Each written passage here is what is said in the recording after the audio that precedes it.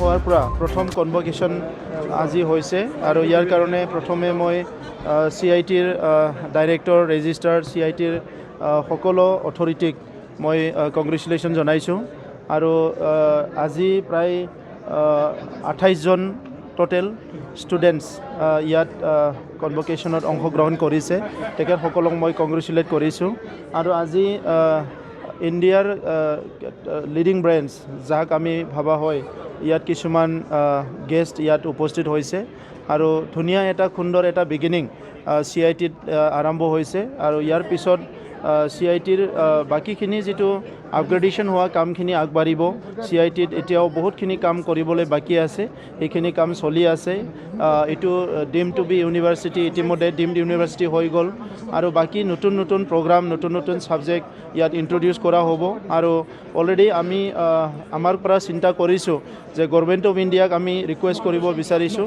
যে ইয়াত IITৰ কেম্পাছ এটা হ'ব লাগে কোকৰাঝাৰত আৰু BTRৰ যিকোনো এটা ডিষ্ট্ৰিক্টত গুৱাহাটী IITৰ কেম্পাছ এটা আৰু হ'ব লাগে তেতিয়াহে আমাৰ ষ্টুডেণ্টবিলাকে আজিৰ যিটো এটা চেলেঞ্জিং এটা চিটুৱেশ্যন ইয়াত মানে নিজৰ কেৰিয়াৰটো গঢ়িব পাৰিব আৰু সেইকাৰণে যিটো অলপ লেট হৈছে but it's a good beginning আৰু ভাবিছোঁ অনাগত দিনত আমাৰ যিটো CIT আছে এইটো ইণ্ডিয়াৰ এটা লিডিং ইনষ্টিটিউট হিচাপে এইটো এটা স্থান পাব মই সেইটো আশা কৰিছোঁ with MTech and M Design programs of CIT Kokrajhar. This is a beginning. From here onwards, all the students who are going to study here at CITK will award the degree as part of the DeNova University under DeNova category. So I am very happy and thrilled. These young people who go and start, developing for the Bodo region. They are going to start their own startups, entrepreneurship, because this is a vocational school, so where vocational training is prime importance. So I thank all of you for supporting this event at CIT Kokrajhar. Namaskar. Any more chances of creating new courses? Yeah, definitely there will be a new plans of starting new programs. Okay, even we are thinking of jointly doing with IIT Guwahati.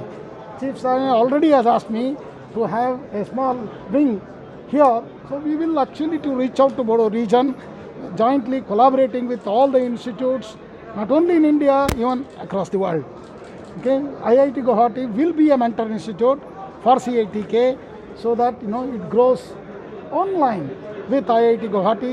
As you all know, IIT Guwahati today is in citation per faculty in QS World Ranking 2022 में number 2 है India में, number 41 है world में. Okay, so like that CIT also will grow because the emphasis is on research. Research is knowledge creation. So उसके हिसाब से I think we are all going to grow very big in this region, and I think all of you will be proud of. Thank you very much. Namaskar.